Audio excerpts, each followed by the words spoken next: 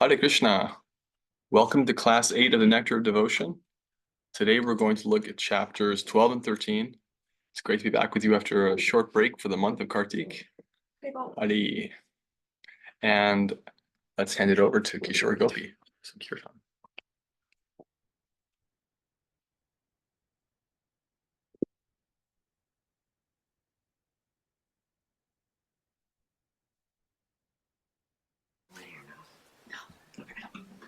Musicians audio on. Okay, sweet souls, heart bowl. So wonderful to be.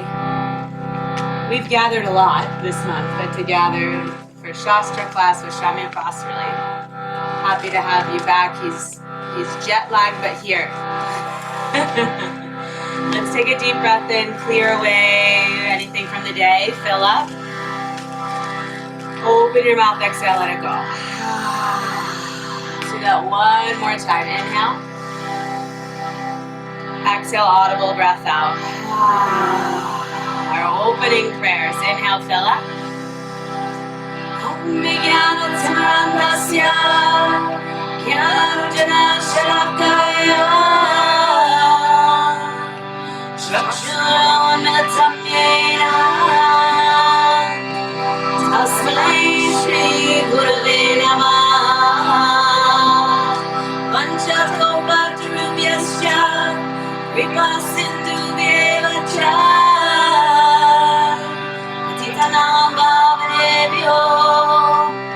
Vaishnavebhyo namo namah.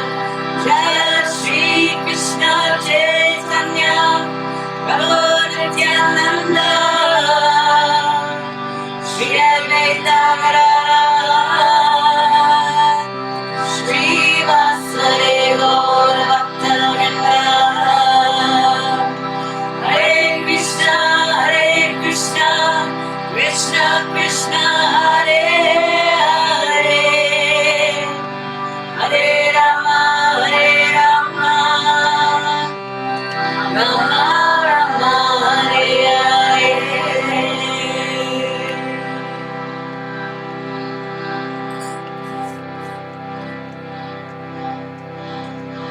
Hare Krishna Krishna Krishna Hare Hare Hare Rama Rama Rama Hare Hare. Hare Krishna Krishna Krishna Hare Rama Rama Rama Hare Hare. Krishna Krishna Krishna Hare Hare Hare Rama Rama Rama Hare Hare. Hare Krishna Krishna Krishna Hare Rama Rama Rama Hare Hare. Hare Krishna Krishna Krishna Hare Hare Rama Rama Rama Hare Hare. Hare Krishna Krishna Krishna Hare Rama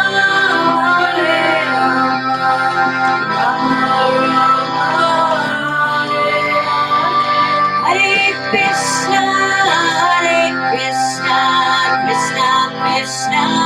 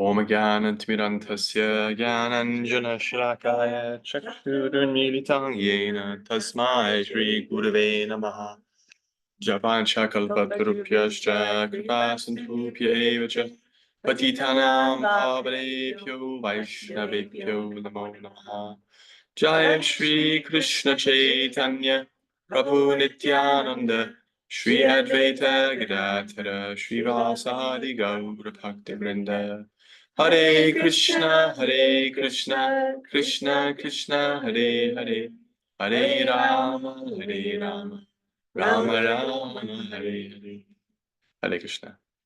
Can you get my backpack from downstairs? I have something I want to introduce to the class. It's in the room on your left. Hare Krishna. So I'm freshly back from the foot of Govardhan Hill in Vrindavan, which is great for a lot of reasons. And one of the reasons is that we're going to talk about Vrindavan a little bit today. It's kind of come up in the chapter. And it just occurred to me as Kishori was singing, there's something here. Yeah, just move that. That's fine. Oh. It's okay. Not a big deal. So there's a place in Vrindavan underneath the Kadamba trees. It's called Ter Kadamba. And in Ter Kadamba, Rupa Goswami composed the Nectar of Devotion. And this is a little bottle of Vrindavan dirt from Ter Kadamba.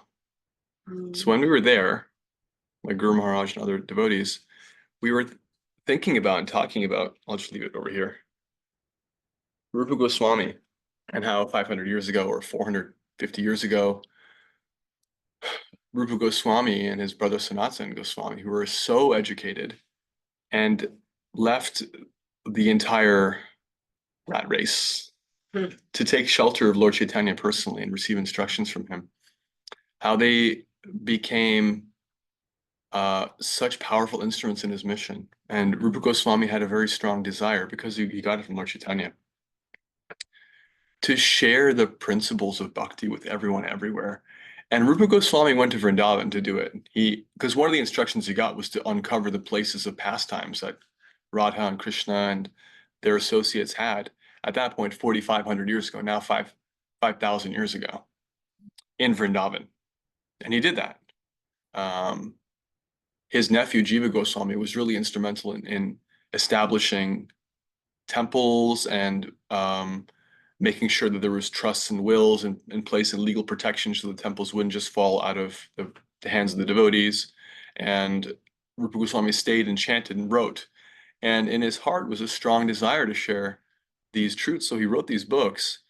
And you think about how amazing it is that just a blink of an eye later, because of Srila Prabhupada's intense desire to serve that living instruction that was coming through his own spiritual master, here we are in Burlington, Vermont, but not just in Burlington, Vermont. We have devotees from all over the world live, and then who knows wherever else they're going to tune in on YouTube, hearing what Rupa Goswami was writing 450 years ago in Ter Kadamba. And how pleasing that must be. So I'd been to Ter Kadamba before, and it was very different for me this time, because I was coming as somebody who had accepted the responsibility of trying to represent what Rupa Goswami was giving. And so I felt a deepening relationship with him when I was there. It was one of the more magical experiences I had in Vrindavan. And so I'm hoping that he'll manifest as in our continued study of Nectar of Devotion, because that's really what he wanted. And as these books are being distributed and discussed and shared online and in live and recorded sanghas, we just understand that's exactly what Lord Chaitanya said should happen. So, Jai. Right. So continuing after just an eye blink of a pause, we're on chapter 12. Melody was thanking you for sharing that. You're welcome. Chat. Yeah, as it was. Sorry, I got a bit of a cough also. Something else I brought from Vrindavan. It was very moving to me too. I needed their hand up. Eileen, yes, please go ahead. I have a really basic question that's been kind of like on my mind ever since we started this. So every other book that we've read, right, any other piece of Shastra is kind of like Sanskrit words, then translation, then purport. Right. And this is really the first book that we've done that is not in that format. And I don't know that, and I apologize if you've addressed this, but why is this book written in this way versus the way that Srila Prabhupada had written, and translated the other Yeah. books that we've studied? There's one other book that's like this, maybe two. Arguably, the Light of the Bhagavat's like this. Well, actually, no, because it is in verse translation mode. The other one is Krishna book. Yeah. Krishna book and the Nectar Yeah. of Devotion. Teachings of Lord Chaitanya also qualifies because it's not actually a book, it's a summary study. Krishna book, Teachings of Lord Chaitanya, and Nectar of Devotion are summary studies, which means that Srila Prabhupada took it upon himself to take a bigger work and a more elaborate work. Like Krishna book is based on the entire 10th canto. 90 chapters in Krishna book, 90 chapters in the 10th canto, each one is 1-to-1. And what Prabhupada does there is he gives basically, on average, like one paragraph of the Leela, one paragraph of linking it up with philosophy, putting it into context. So I don't have a totally realized answer why Srila Prabhupada did that with the Nectar of Devotion, but the Nectar of Devotion source material is in verse mode, but it's a little bit terse. It's a little bit like there are commentaries, primarily by Jiva Goswami and Vishwanath Chakravarti Thakur, but either you take the verses and it's like boom, boom, boom, boom, boom, one after the other, or you try to expand on it and almost like it's not a one-to-one ratio of verse to commentary. Sometimes Prabhupada is commenting on one verse. Often he's drawing on a few verses and putting it under a subheading.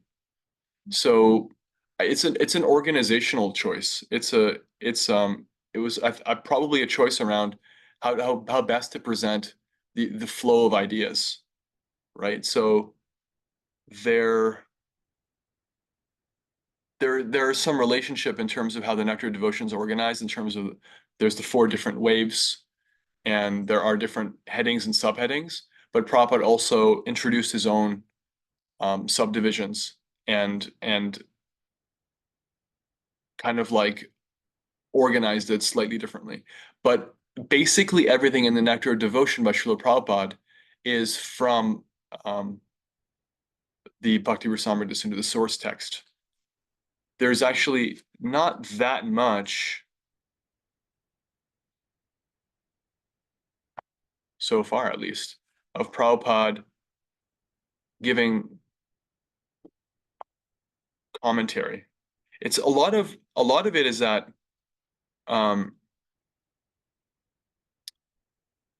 Rupa Goswami will quote a verse to substantiate a point, right? Like he'll say, like beginning of chapter 12 says that one of the items of devotional service is hearing the revealed scriptures. And Rupa Goswami will quote this quote from the 12th canto. And so Srila Prabhupada will give that quote, but he'll translate it himself. And then he'll add like a little bit of context of how that quote relates.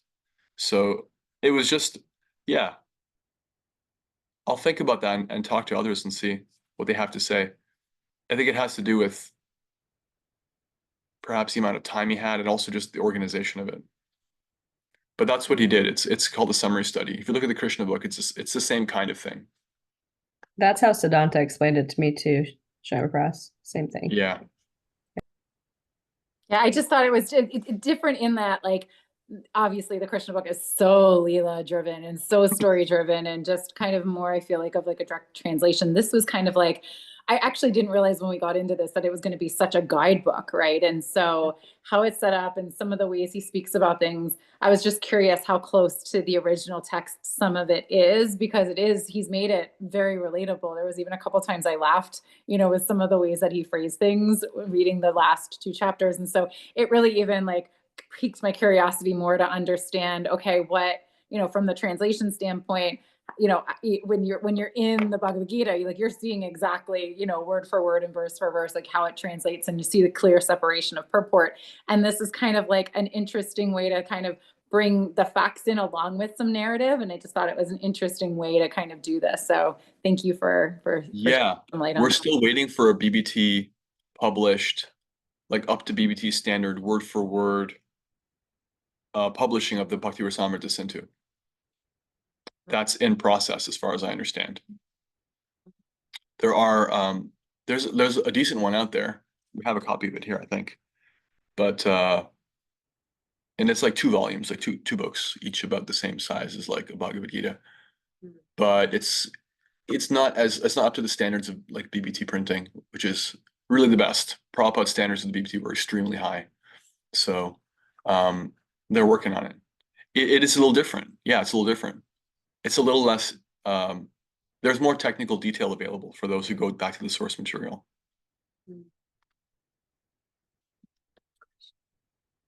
Try. All right, so chapter 12. Chapter 12 is further aspects of transcendental service. We had this in chapters, at least chapter 11, various kinds of devotional service. So one thing is you'll find some repetition in these subheadings, and part of that is kind of connecting to Eileen's question, is that in the source text, they're not exactly repeated. There's like slight differences. There's subtle nuances. Like, for example, we'll hear residing in Mathura, and then we'll hear again living in Mathura, right? So I don't know exactly what the subtle differences are, but they're there. But the other thing is also, even if we set aside the subtleties, repetition is used by the author. It's used by Rupa Goswami. It's used by Srila Prabhupada to establish a point and reestablish a point. Like we're going to hear for a multiple time the power of chanting Krishna's names, for example, because it is so important. And then the next chapter itself, chapter 13, is on the 5 most potent forms of devotional service, which we've been over together many times, and we're going to go over together again. So repetition of a good thing is a good thing. So hearing the revealed scriptures. So Srila Prabhupada starts by saying, any book that gives enlightenment in the matter of advancing a devotional service is considered to be revealed scripture. And he gives Srila Madhvacharya's definition that revealed scripture is books like the Ramayana, Mahabharata, the Puranas, the Upanishads, the Vedanta, and any other literature written in pursuance of such revealed scriptures. So the Bhakti Rasamrita Sindhu is basically, well, let's put it this way. Within the category of Shastra, scripture, you have what's called Shruti. Shruti means it's eternally in the same form. So like the Vedas, the original Vedas, which include the Upanishads, are Shruti. Shruti literally means sound. They're transcendental sound that never changes shape. Smriti is a different category. Smriti means that which is realized from the Shruti and represented. So part of the duty of an acharya, somebody who has realized the import of the Shastra, is to represent it according to the time, place, and circumstance without changing what it is. Smriti, Smriti. The other one, Shruti, Shruti. So without changing what it is, we see like with Srila Prabhupada, using modern analogies, helping us to understand what's eternally true. Even Rupa Goswami did it, right? So when you're reading something like even the Bhakti Rasamrita Sindhu, Nectar of Devotion, they're in the category of Smriti. The Srimad Bhagavatam and all the Puranas are in the category of Smriti. They're the realizations of, for example, Srimad Bhagavatam is Suta Goswami, Shukadeva Goswami, Srila Vyasadeva, Narada Muni, other speakers, Maitreya Muni, Uddhava, recounting in several different ways, stitch together a narrative of eternal truth and their realizations of it. So, and then literature that's in pursuance of that would be something like, you look at something like any of Srila Prabhupada's purports, right? You can take a purport from the Bhagavad Gita, and the Bhagavad Gita is technically Shruti because it's spoken by Krishna himself. It's also in another way, it's Smriti too, because it's the realizations of Vyasadeva in the Mahabharata. And then the purports are Prabhupada taking the truth of what Krishna just said and what's happening for Arjuna, what's happening in the conversation, what that science means, and representing it for us, right? And then maybe some translator who's faithfully serving Srila Prabhupada translate into Danish or something. And they give a commentary or a translation of Srila Prabhupada's commentary, and they have to make some choices on what words to use. And their faithful representation of Srila Prabhupada is also in pursuance of Shastra, and it continues to be Shastra. So it's a very dynamic definition, right, in our line.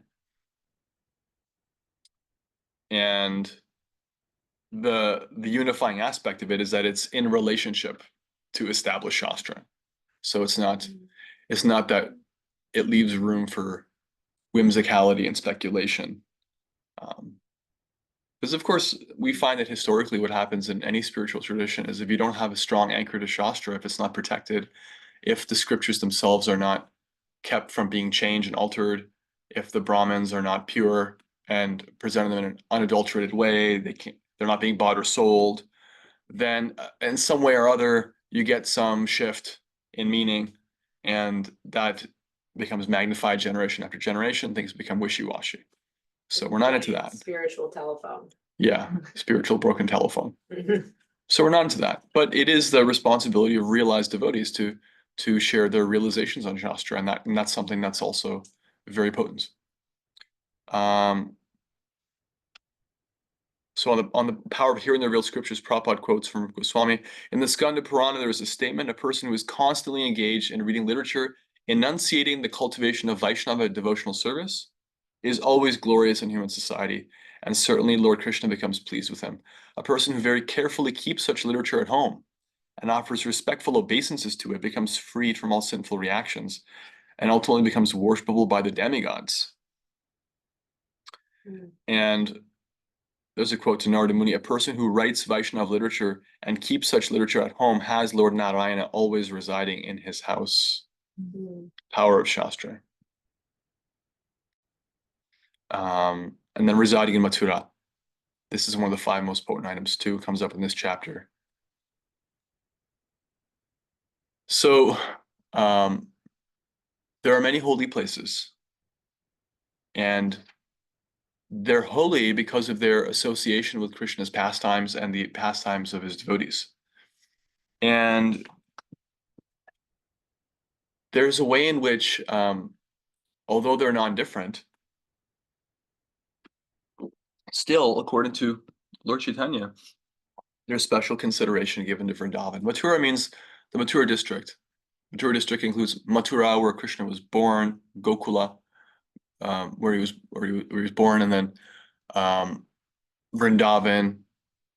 And when he left Vrindavan, he went back to Mathura, and fought Kamsa and had a few pastimes there. I think Prabhupada gives it as like 82 square kilometers. And there's a special place given to that. Our Vaishnavacharyas, since Lord Chaitanya, have also made it clear that Mayapur is not different than Vrindavan. So Mayapur is considered to be on the same level of being a very special place, because Krishna himself, as Lord Chaitanya, Krishna Chaitanya, appeared there and had pastimes. Well, yeah, they're about Krishna Sankirtan, but they're mirroring what's happening in Vrindavan. So residing in Mathura is considered to be very special. And there was a statement earlier in this Nectar devotion that even unserious persons even unserious persons who go to the land of Mathura, who go to Vrindavan, they during the Kartik month get very blessed. So I always take shelter of that whenever I get the opportunity to go. And we may hear that and think, well, I didn't actually go to Vrindavan, so how is this relevant to me? Or oh, poor me, what can I do? But it's not like that, because thinking about Vrindavan, Prabhupada said if you can't live in Vrindavan, you should think of it, always dwell within it in your heart, right?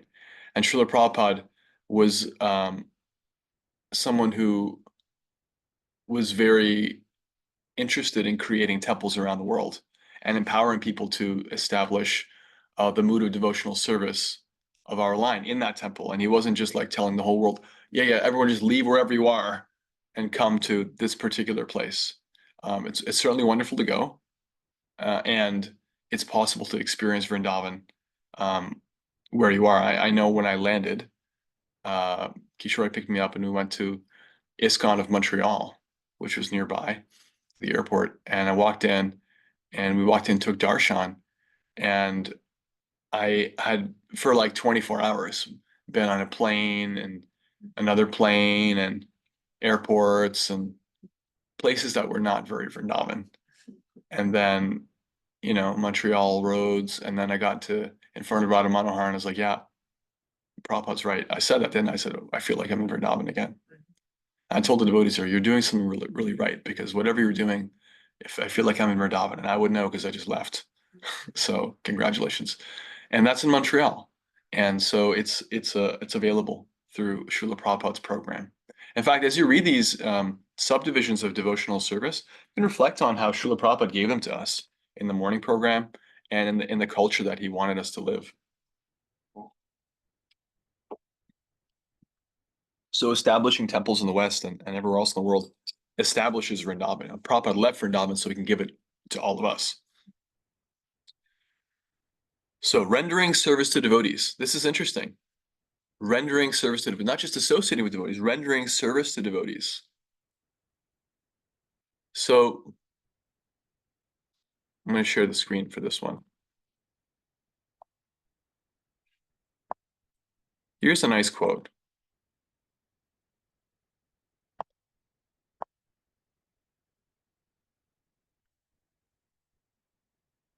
In the Padma Purana, there is a nice statement praising the service of the Vaishnavas or devotees. Lord Shiva tells Parvati, I'll give you the Sanskrit, Aratananam Sadvesham, Vishnor Aratanam Param. That first sentence means, my dear Parvati, there are different methods of worship. Out of all such methods, the worship of Vishnu is considered the highest. Tasmat Paratarang Devi Tidyanang Samarchanam.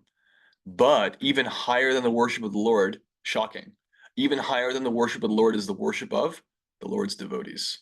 The word used there is Tidyanang Samarchanam. The worship of his Tadiya. Tadiya means the paraphernalia, that which is in relationship to. Because if we talk about like who to worship, there's so many demigods, and Bhagavad Gita Krishna goes out of his way to establish, I'm the source of all the demigods, and there's no need to worship anyone else but me. And so that's the first half of this verse, is that the highest form of worship is that of the Supreme Lord, not any of his empowered representatives. And because that's true, it's actually even higher to worship his devotees. And Prabhupada gives it the logic like this. If you meet an extremely wealthy, extremely famous, extremely powerful personality, and you want to endear yourself to them, what do? It's not easy. No, how can you serve them? What's that? They say that thing.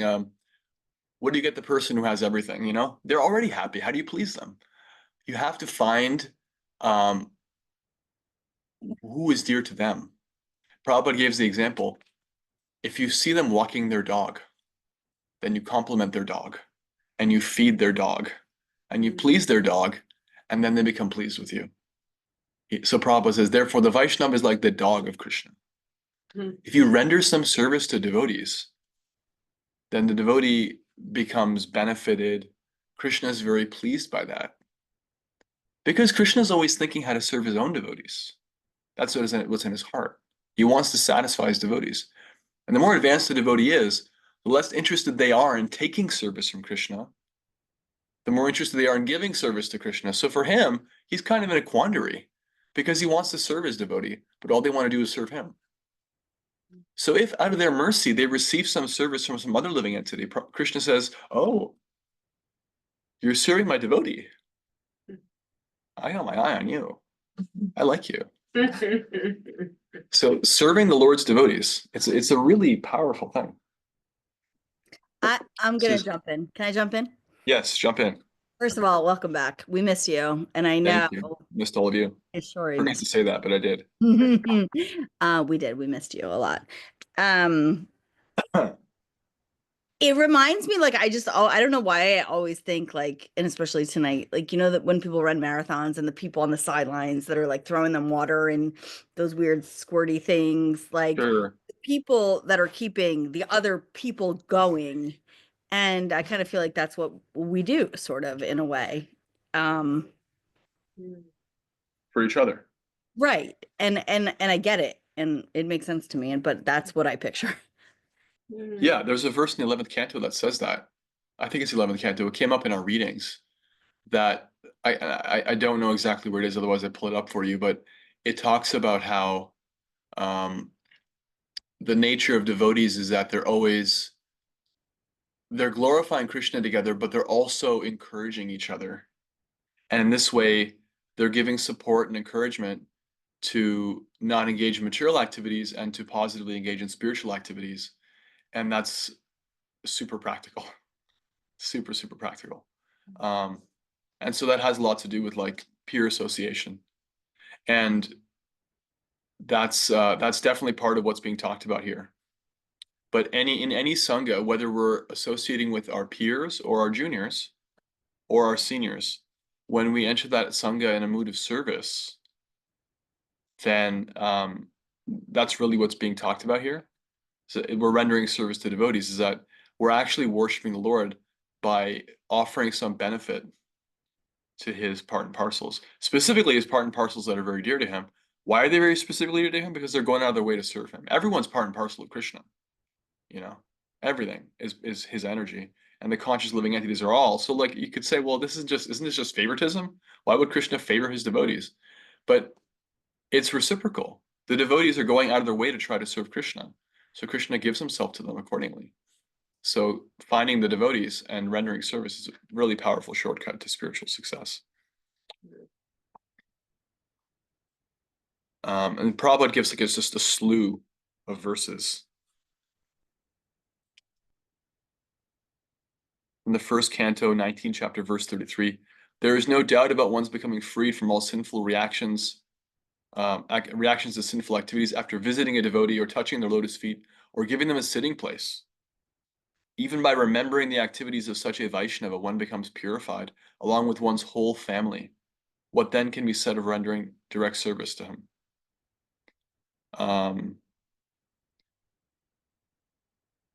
In that same section, I forget who speaks. I think it's Yudhishthira Maharaj says it to Vidura, that you're like a holy place personified. You're like a holy place yourself. Just by coming here, because the Lord resides in your heart. Wherever you go, it becomes a holy place. And Prabhupada comments there that holy places are holy because of their association with Krishna. But if it's just like officially a holy place, people will go there and they'll bathe in the rivers and they'll bow down and they'll like relieve themselves of all their sinful reactions. And the holy place becomes just accumulates all these reactions. But the real life of a holy place is the living people there, the living devotees, right? Vrindavan also is realized through the devotees. You don't realize Vrindavan by getting a ticket. You go by rendering service to the devotees there. So the devotees represent holy places because they carry Krishna in their heart. When we render service to them, it's like a practical access point. Just like the government of a country has an embassy, and in that embassy, you're legally in that country, right? You can be in the most out of the way country in the world, relative to where we are now. And if you go to the embassy of the United States of America and you walk through the front gate, you're in the United States of America. Whatever happens in there, you're under US law. You're not under the law of the country outside. You're under US law. That's US soil. They'll have a US flag. They'll probably serve you Lay's potato chips. They do. They go out of their way to do things like that. And embassies remind you of your material home.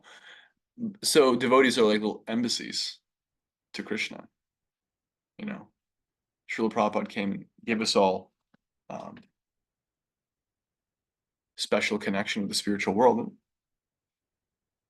Rendering service to a devotee, it's like walking through that gate. Okay, moving on. Serving the Lord according to one's position. Really short section. Just says in the Padma Purana, there's a statement: one should perform the ceremonies for the Lord according to one's financial position. Observe the different ceremonies and celebrations of the Lord by all means. So the idea is that whether financially or in terms of your time, in terms of your circumstance, everyone should try to do what they can, because Krishna consciousness is individual, right? All these things we're hearing about are like concrete things, like this is a thing, do it. We can think like it's a very concrete black and white thing. I got to do it. I got to do it in this way. And typically, it's good. It's good to know how things are done by the book or what other people do and follow them. And there's also a way in which it's relative to your position. You know, like, are you a brahmachari? When I was a brahmachari, as a student monk, my duties were different. And where are you at in your life? Financially is one way that relates, but in so many ways. So Krishna knows, Krishna understands what we have to offer. And in many ways, he's less interested in what we're giving than he is in what we're holding back. Like, are we giving what we can give? Or are we just giving, you know, what we can get away with, or like trying to tick the box? Or are we going out of our way to try to do something for him? Like sometimes there's like a festival day that comes up and circumstantially we can't come to the Bhakti house or to the local temple, and we wish we could, but we have different obligations and it wouldn't be responsible to just abandon those. And so the extent of our participation in that particular festival is like taking an extra 10 minutes and tuning into, you know, the recording, or like hearing for an extra 10 minutes or something. Like that's literally all we can do. And we just grab at that and just greedily try and do that. Krishna, please accept this. And like, wish I could do more. And that's your position. That's your position for the day. And you're serving the Lord according to your position. And if you do that, I think I would love to hear back reflections on this, but my experience is if you actually do what you can, you feel it. You actually feel Krishna like in your heart saying, thank you. I know this is what you can do, and you did it. And if you got all day and all the time in the world and you give 10 minutes, you do not get the same experience. Just doesn't happen. I can personally attest to that. So it's a moment to moment thing. It's very dynamic. Performing devotional service in Kartik. Jai, how relevant. So I was performing devotional service in Kartik. You were performing devotional service in Kartik. Kartik is a special sale. Get 99% off. Actually, our whole devotional calendar is full of all these things. If you wake up early in the morning and you chant Hare Krishna, or you perform devotional activities during the Brahma Muhurta, the early hour before dawn, you get 99% off. There's free spiritual realizations floating in the air. Right now I'm jet lagged, so I'm waking up real early. 3:30. And the whole world's asleep. Or at least around here, except for me. And I come up here and I chant Hare Krishna, and I'm like, wow, this is really nice. I wish I could do this every day. And so there's that. And Ekadashi every couple of weeks, 11th day of the waxing and waning fortnight. And there's special nectar available. If you do some extra service, you can chant on Ekadashi, do some extra reading. And Kartik every year, there's a special month. We just had it. And Krishna is so liberal that he just gets so satisfied by offering like a little lamp or candle, a little ghee wick. You don't have to do something. You don't have to fly to Vrindavan. You can stay here and you can offer a ghee wick. You can Up Your Garland Seva, Lord Chaitanya. I was seeing the pictures. We did all. Yeah. And Kartik is just special dispensation. So this whole section is about Kartik. It is said that just as Lord Damodar is very dear to his devotees, so the month known as Damodar or Kartik is also very dear to them. In the Padma Purana, it is said the Lord may offer liberation or material happiness to a devotee. But after some devotional service has been executed, particularly in Mathura during the month of Kartik, the devotees want only to attain pure devotional service unto the Lord. Here is the quote I was talking about. The purport, Prabhupada says, is that the Lord does not award devotional service to ordinary persons who are not serious about it. But even such unserious persons who execute devotional service according to the regulated principles during the month of Kartik and within the jurisdiction of Mathura in India are very easily awarded the Lord's personal service. So make your local environment Vrindavan, do some service during Kartik. And even if you're unserious, Prabhupada says, Krishna will give you his own personal service. You'll find yourself uninterested in material desires. Even what to speak of that, you'll be uninterested in liberation. You'll want just Krishna, which is the highest desire. Observing festivals according to the Lord's activities. So our Vaishnav calendar is chock full of these. Srila Prabhupada gave us an action-packed calendar. Sure did. He didn't invent anything. All of it came from our acharyas. And observing festivals is a powerful thing. Serving the deity with great devotion. We read this in the third canto. When I was in Vrindavan, we read the entire third canto. And in the late third canto, Kapila Dev, an incarnation of Krishna, talks about the power of devotional service in terms of deity worship. He says that just by seeing my deity form, my devotees become imperceptibly liberated and they feel ecstatic joy. Just by smelling the incense, as soon as they enter the temple atmosphere, they become imperceptibly liberated. They can't even tell how, but they're becoming freed. And there's some nice quotes here about the power of deity worship. So deity worship is particularly powerful because it's a form of devotional service that engages a lot of details. You can do deity worship in the grocery store by finding the best produce, bringing it home to cook for Krishna. Nice flowers. It's deity worship. Deity worship actually begins with gathering paraphernalia. So it extends way out into the world. And like you can do all kinds of things. You can cook and clean, dress, and arrange flowers and use color schemes and create beautiful arrangements and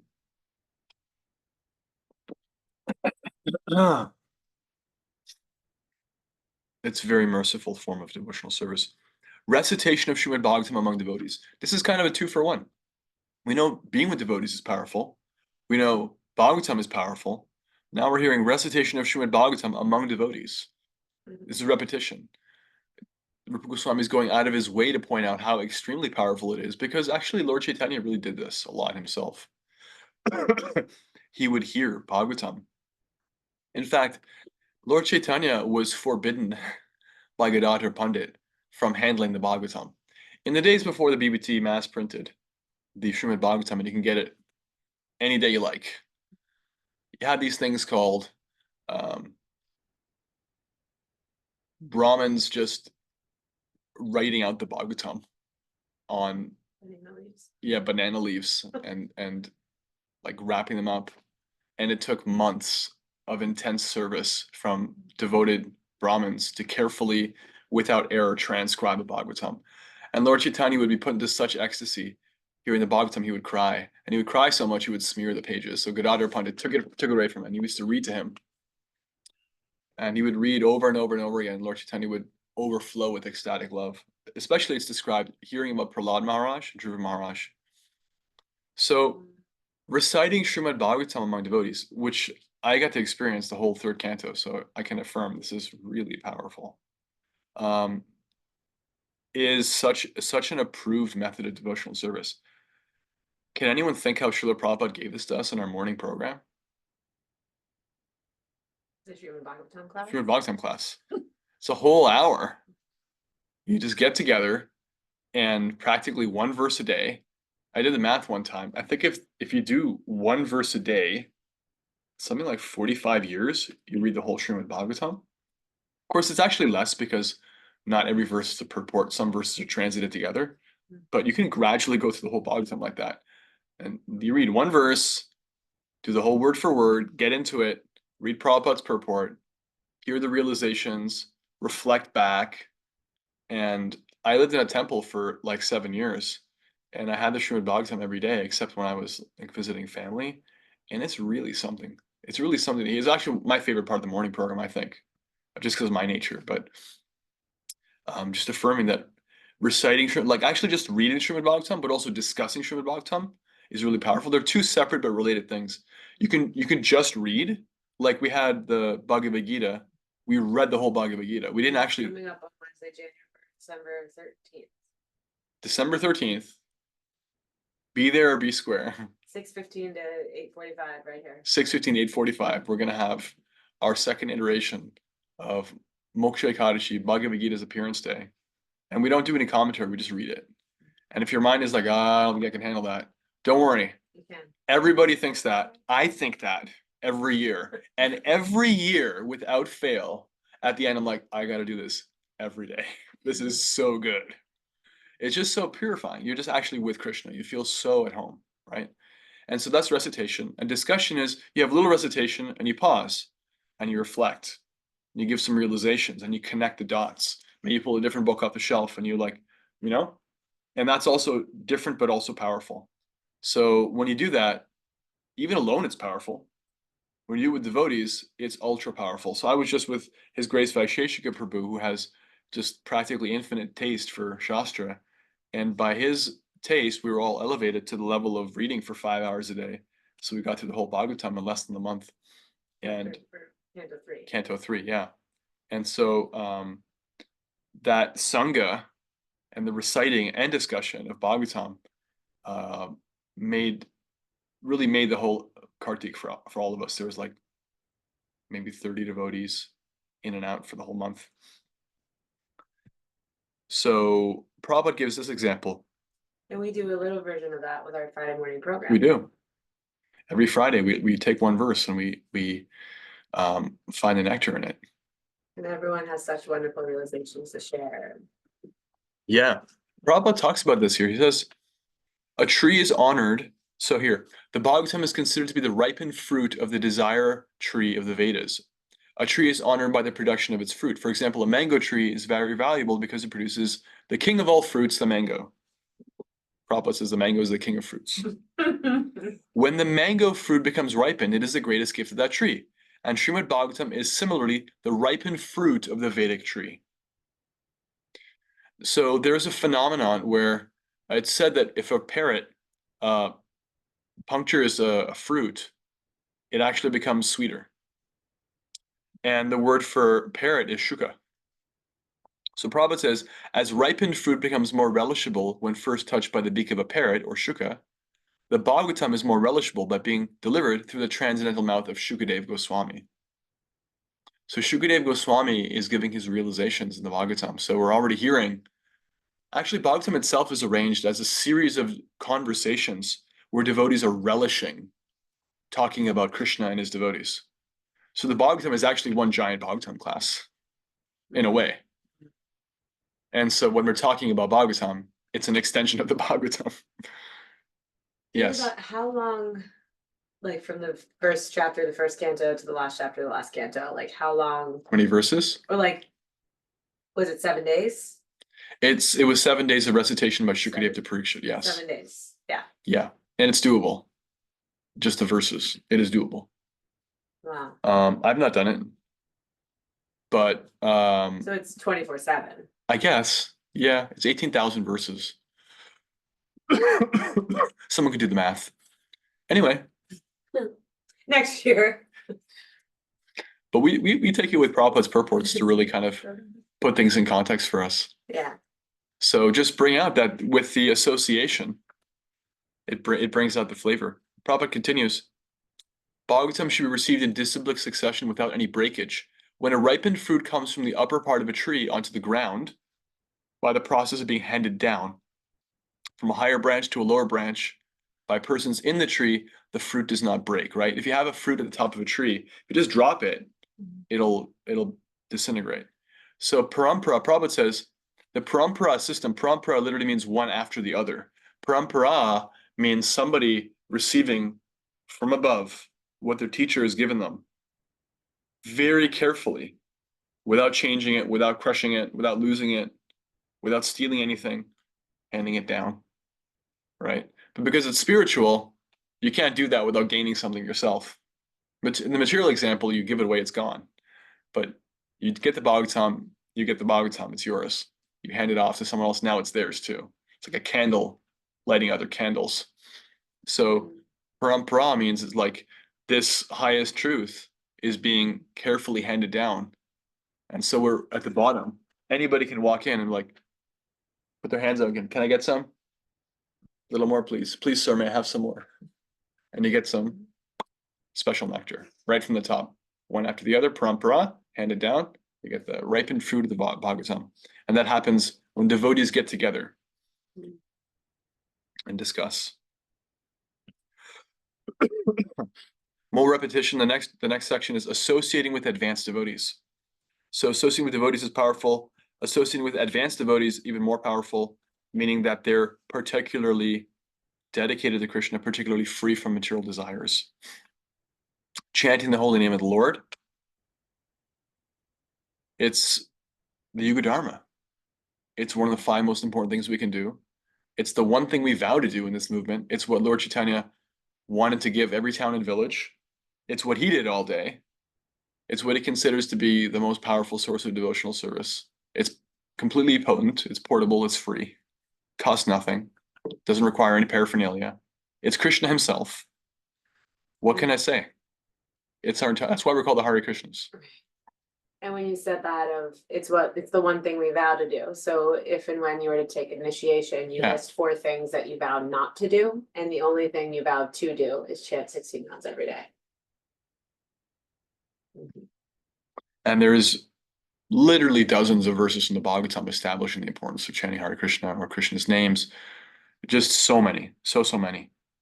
It's even in the Upanishads. It's a great idea. It's a great idea. Living in Mathura, again, little repetition here. Moving on to chapter 13. Boy, it's already 7:30. Yeah. We're having a lot of fun. Time's flying.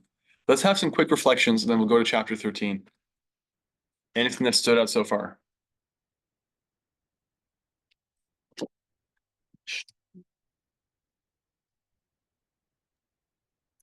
The real life of a holy place is in its living people. And so you Yes. can access Vrindavan or Mathura or Mayapur, right? Any of the holy dhams through associating with devotees. Yeah, my prayer coming into this class is that I could try to convey something from my experience in Vrindavan. I could be an instrument for that. You are for them. Krishna. We had someone online. I was just Eileen? going to say, like, just from a practical real life experience, being a mother, and again, how Krishna's, given us that gift as in women bodies to be mothers.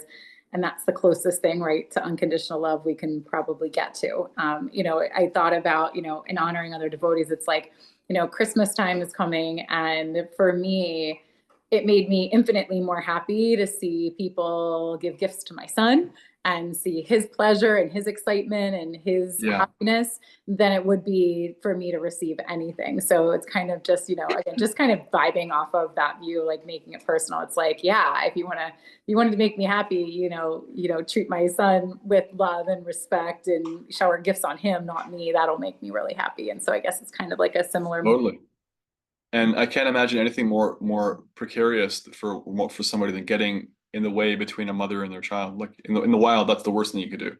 Or like, you can imagine someone disrespecting your child, how quickly they'd be in your bad books. So it's very, very easy to get in Krishna's good graces. That's a great example because you yourself are experiencing that. As soon as they give a gift to your son, you're happy than if you'd gotten it yourself. Now imagine you're Krishna and you have everything. You actually are everything yourself. You need for nothing.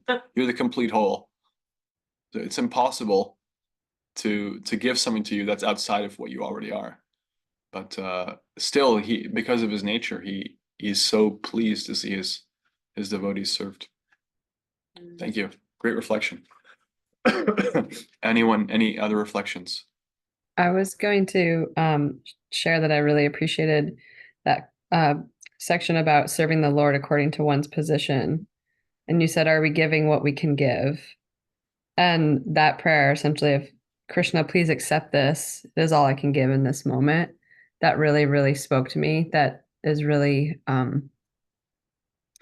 like if we're coming into this, like it's really easy for me sometimes because like, for example, like right now, like my daughter's taking a shower in the room next door and like I have to like get up and help her and do things and like it's distracting to me and it's hard and it's just like sometimes it's like I wish I could just give my undivided attention or I wish I could come to the bhakti house or I wish I could do these things, but it's like Krishna, please accept this. This is all I can give you. This is all I have right now.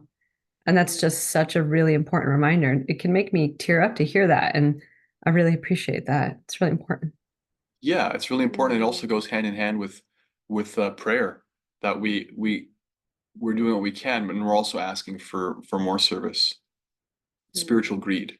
It's like we don't want to get stuck in the treadmill of thinking like I'm never doing enough. But there's a way in which it's not a bad idea to feel like Krishna, I'm doing what I can, and I would really love if you could help me do more. I'd love to be empowered to to feel your presence, to be purified of my anarthas, and to spread your bhakti, and to hear and chant more, whatever the case may be. And that's all over the books and writings of our acharyas. They're all feeling that. Rupa Goswami says, when I hear Krishna's name, I wish I had a million ears. And when I chant his names, I wish I had a million mouths. So there are very specific prayers by Bhaktivinoda Thakur and Srila Prabhupada and others where they pray to do specific service. Like when Srila Prabhupada came to the West, he begged Krishna and he wrote some prayers begging Krishna, please, I've been given this mission. Please make my words suitable for these people. They're so confused and I don't know if I can reach them, but I really, really want to. So it was like he felt like I'm about this big and the task I've got is about this big, right? And so we can feel like I can do about this much, but I'd like to do at least this much. Maybe we can't be Prabhupada, that's fine. But it's not a bad idea to be like, okay, I'm doing what I can and feel solace in that. And also like, please help me to hear and chant more, or like, please help me to have opportunities for undivided attention. And I'd love to do that, like hanker for that service. And that's a potent prayer. Chai, thank you. Any other reflections before we go to chapter 13? Okay. Chapter 13, 5 potent forms of devotional service. Here they are again, the 5 most potent forms of devotional service. So, Quiz them. Yeah, let's have a quiz. Name one. There's a nice little rhyme to it. What is one of the 5 most important potent forms of devotional service? Starting with Nam.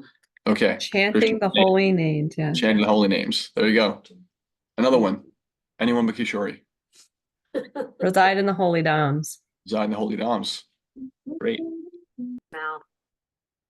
3 left. What Did you say hearing? You already say hearing? Hearing. Yeah, hearing, especially like Shastra. 2 down. 3 down, 2 down, 2 Worshipping down. the deities. The deities. Yeah, deity worship.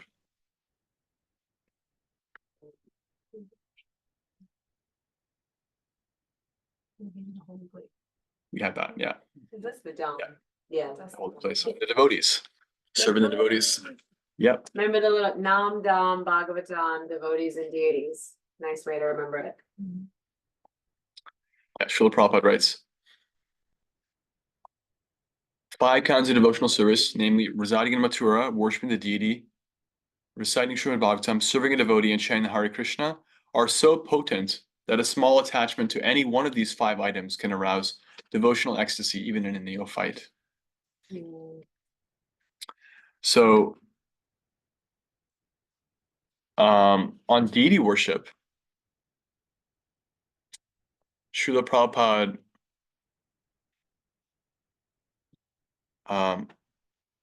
he writes about what Rupa Goswami gives. Rupa Goswami uses a little bit of reverse psychology. He wrote a verse where he says, "My dear friend, if you have any desire to enjoy in this material world, then don't look upon the form of Krishna, who's standing on the bank of Keshigat, who's known as Govinda, whose eyes are very enchanting. He's playing on his flute, and on his head there's a peacock feather. His whole body is illuminated by the moonlight in the sky. Don't do it. Don't go there. Sign up for Shastra class. Don't do that. Don't look Don't come for Bill. to this address and look at Lord Chaitanya. If you really want to stick around and you want to be illusioned, you want to what is that, the color pill in the Matrix where you just go back into the Matrix? Yeah, the red color. The red pill or something? Red or the blue, I don't know which I don't one know. it is. If you just want to like put your blinders back on, don't do it. Don't chant Hare Krishna. And so Prabhupada comments, the purport of this verse is that if one somehow becomes attached to the deity of Krishna by worshiping at home, they will forget their relationships of so-called friendship, so-called love, and so-called society. Thus, it is the duty of every householder to install deities of the Lord at home and begin the process of worshiping along with their family members. This will save everyone from such unwanted activities as going to clubs, cinemas, dancing parties, smoking, drinking, etc. All such nonsense will be forgotten if one stresses the worship of the deities at home. So a little context, Prabhupada also mentioned that when you're residing near a temple, then it's not as important to have deities in your own home as it is to go to the temple too. So there can be like a strong sense of community, but you can have deities in your home and consider them as expansions of those deities. Just like when we were in Montreal, we were looking at the Gaur-Nitai deities and saying, well, these are the closest. It's installed Gaur-Nitai deities. So our Gaur-Nitai and our Mahaprabhu are actually expansions of them.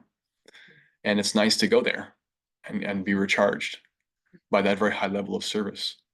And one may not be worshiping Gaur-Nitai in their home, but you can have pictures of our Gaur-Nitai, or you can come here.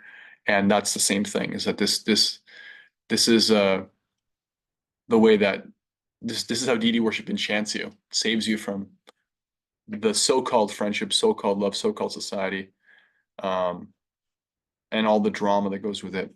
I know a lot of people are disturbed by the results of the election or politics or this or that. And for the second time, I was in Vrindavan when an election result came back, a controversial election result came back. And both times I was deeply immersed in hearing and chanting. And I can tell you, I felt so bad for everybody who wasn't doing what I was doing, because it's just another level of reality.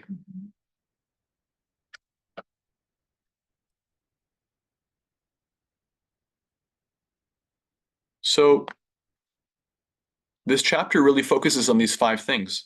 And these are 5 things that Rupa Goswami focuses on because he directly heard about them from Lord Chaitanya. In fact, the conversation they had is preserved in the Madhya Lila of the Chaitanya Charitamrita, where their words are shared with each other.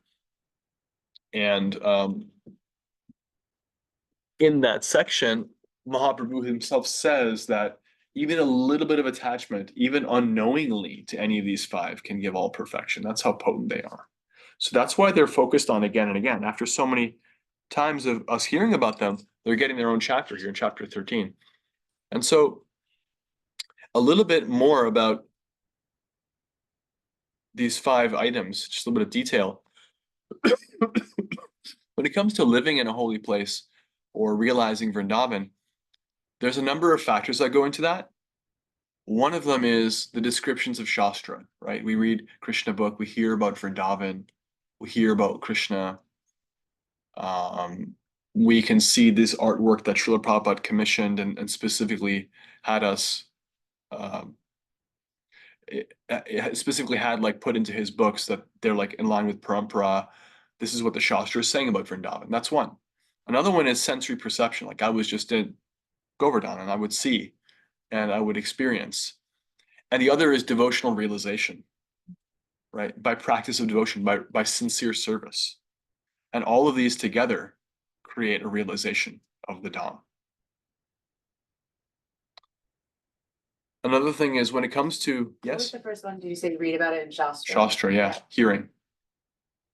Hearing, seeing for yourself, and devotional realization.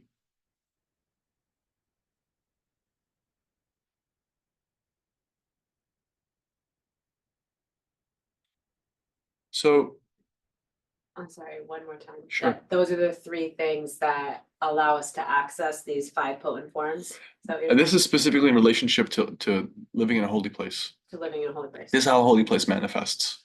Got it.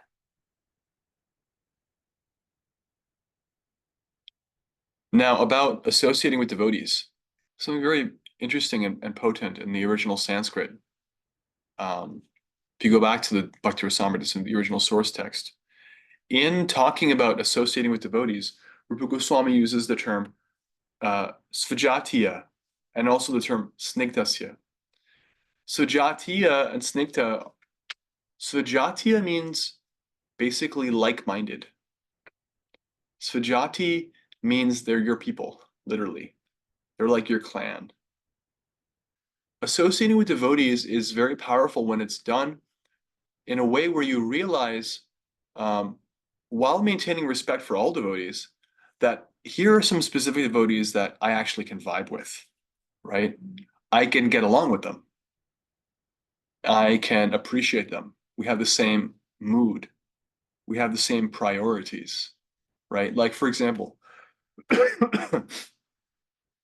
in our movement, there are so many different kinds of services. Some devotees are working on establishing farm communities and living off of the land and protecting cows and living very sattvic lifestyles. That's a very important part of the mission, Krishna consciousness, to create that and to exemplify that. Some devotees are dedicated to book distribution. Others are dedicated to serving the deities. Others are dedicated to hearing. Others are like, kirtaniya. Some are constant japa, like they go on japa retreats and lead japa retreats. And others are like devotee care and holding space for devotees. And others are like worship prasadam and distribute it widely and liberally. And it's like, are any of these not important? They're all critically important. And as we realize our own propensities, predilections, what we like, and what really speaks to us, we'll find that there are devotees with our mood. And that's Svajati. And it's important because ISKCON and the Society of Devotees is not monolithic. And that's a beautiful thing. It's actually not one thing. There are varieties, just like the spiritual world has so many varieties. Every different community has its own mood. Prabhupada wanted this. He wanted it to not be a very centralized movement. He wanted it that every community was given enough space to create its own flavor while still maintaining the fundamental principles, But that local flavor is part of what makes bhakti what it is. This this bhakti house is a very special place with this very particular kind of mood. And every different center and every different devotee has a particular mood and flavor. And so we can appreciate devotees, and we also can especially appreciate some because they're svajati, they're like-minded. The other word snigdha means affectionately inclined. Affectionately inclined means they're like devotees who are, you can get along. Like there's a simpatico there. Not just that you have things in common, but there's natural kinship. Like on my recent trip to Vrindavan, I shared a room with a couple of devotees. One of them is called Narada Munidas. He's a brahmachari from Brooklyn. I've never met him before, and we totally hit it off. And I just felt like I was meeting an old friend. And there was like joking around, and natural camaraderie. There was Svajati and Snikta. And part of it was that we were both there for the readings.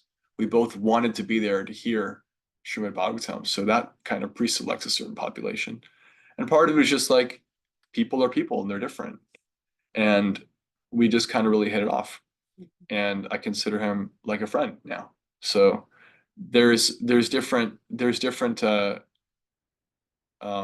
devotees, and when there's affection and when there's you meet devotees who are affectionately inclined and they're also of like-minded character, then you should really relish and appreciate them, because that's a special opportunity to us how to associate with devotees, is especially associate there and with those people, right?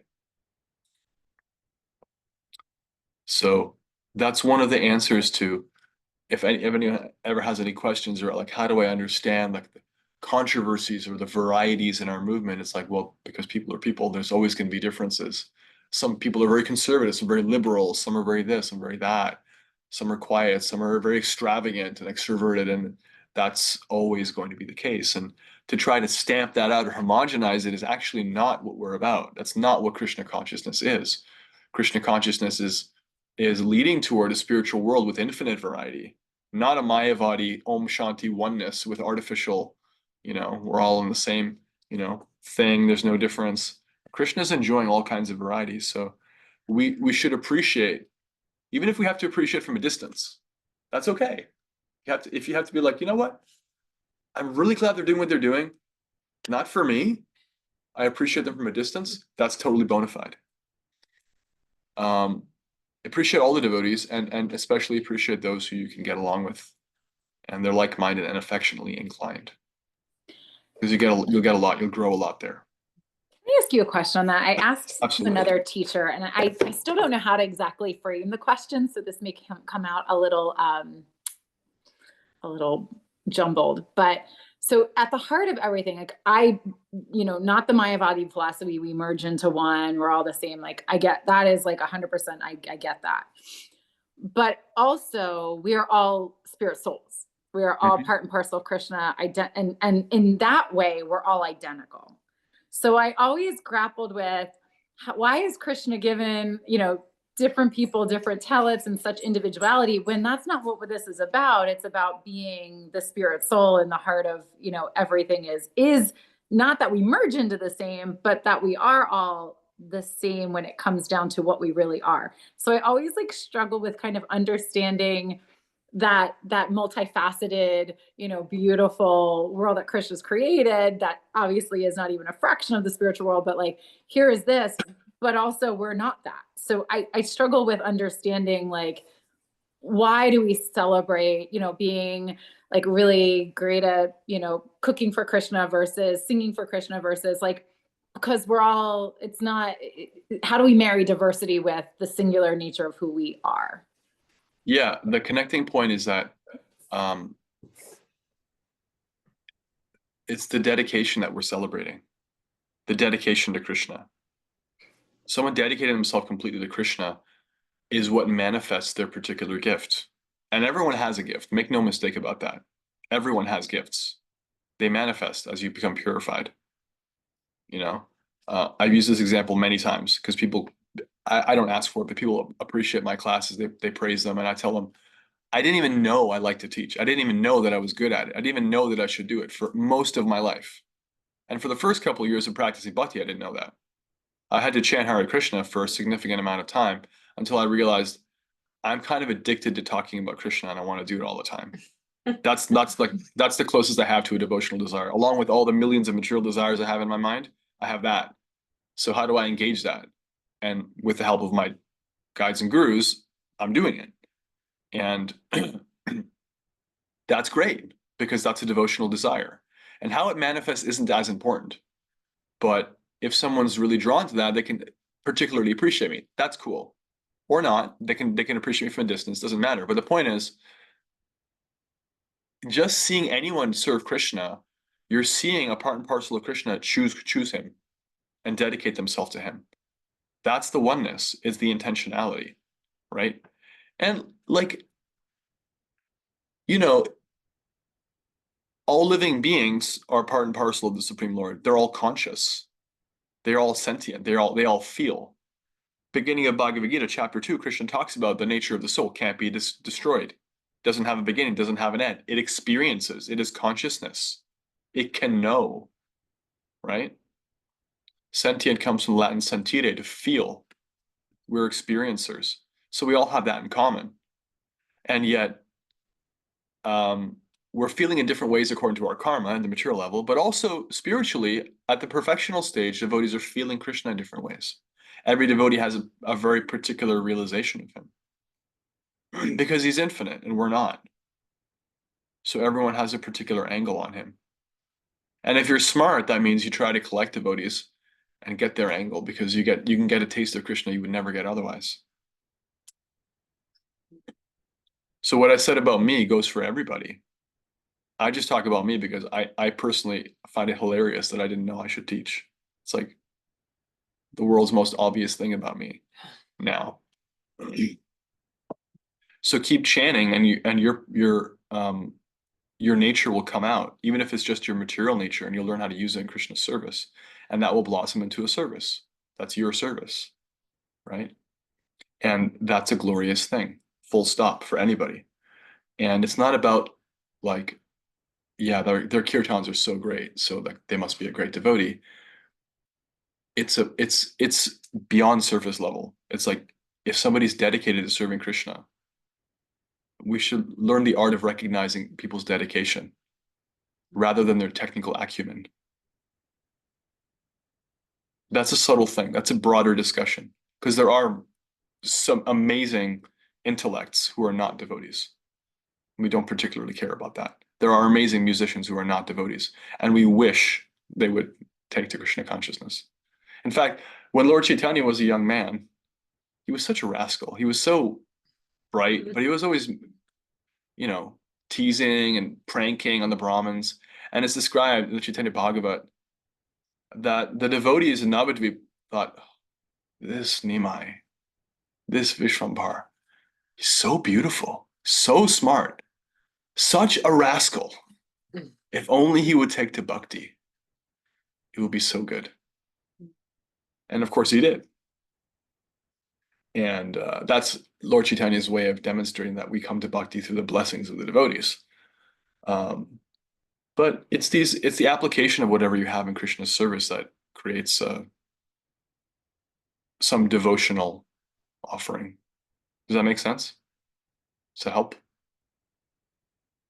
Unity and diversity. Yeah, that's I think it's a question I have to continue to develop, a little bit more fluently to kind of get to the bottom of it. But it's just like this puzzle in my mind that there is, Krishna, like even to your point, you have all these millions of people on this planet in these bodies in this lifetime that have all these amazing traits and gifts and services. And it's like, okay, well, we want to see the oneness, not the difference. But then through the difference, we're able to bring Krishna's, light into the lives of people. So it's just kind of this dichotomy of like everything all being the same at the heart of it, but also we're all very distinct, entities on this planet, and just kind of bridging all of that. I think it's just I would recommend just reflecting on how we have an international society, and how when you're in a temple or a community, you can be around people who, if you didn't have devotional service in common, you would never in a million years choose to associate with them.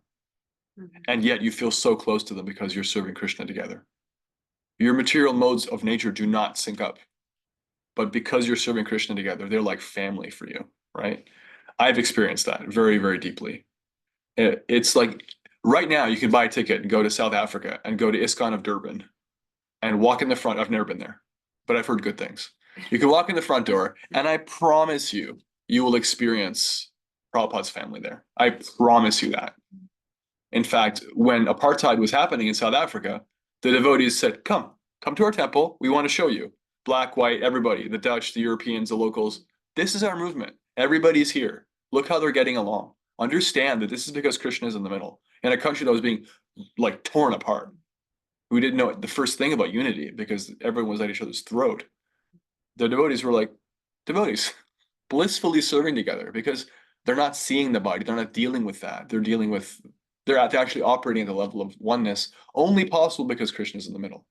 Now, somebody may be washing the pots, somebody's giving the class, somebody's leading a kirtan. That's the diversity, the personalities are there, but they're all dedicated to Krishna. He's in the middle. And so you feel that oneness. So that's something I can offer. All right. We'll take any comments, questions, or reflections now before we give you your homework and call it a night.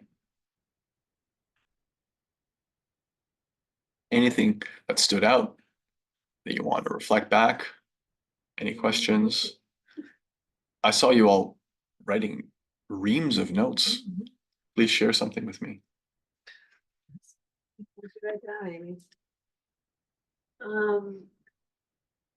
Towards the end, you said something about everyone has gifts that manifest as we become purified. Yeah. So keep chanting. Yes, these core processes, especially chanting, is what helps us to understand what we're good at and what we can do for service, and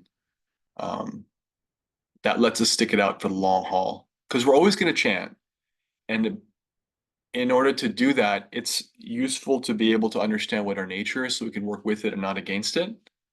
But we don't usually know that right away. The chanting itself realizes that.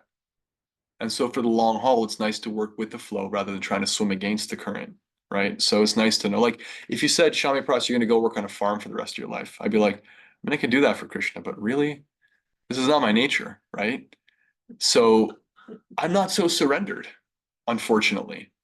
I have a certain nature and I have to work with it. And most people are like that. They have to work with their nature to some degree. So to stick it out, we can't just like do whatever, do the necessary, just surrender Prabhu, you know? It's like, yeah, but you have to realize your nature, but you realize your nature and your inclinations and how you can use that by chanting. Those core processes actually really help you, which is really helpful for people because one of the common complaints or anxieties is, I don't know what to do with my life. What am I, how do I like, what am I made, what am I like built for? Like, what's my job? How do I express myself in this life? Like, no one knows. And the answer is like, you know what? Just chill. It's okay. Have some prasad. Come have some kirtan. Sing and dance. Please chant every day sincerely Hare Krishna, in a significant way for a couple of years, and Krishna will help you see the answer to that question. That's what I experienced, and that's what I've seen happen for other people. Yeah, Prabhupada was speaking to that in the purport of Canto 1, Chapter 8, is that what we're on? And then verse 36, what we read in the Friday morning program. And Chapter 5. Chapter 5. And he said that we're part of the cult of devotion and that we are encouraged to be singing, to be dancing, and having refreshments. Jai.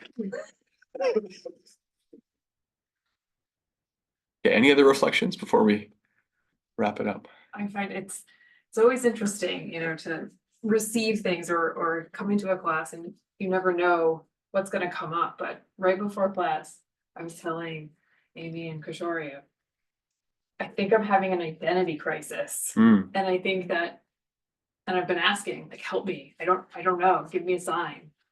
And I just have to be okay with where I am. Like, I am right where I'm supposed to be. And I just keep chanting. Be a devotee. And it will happen.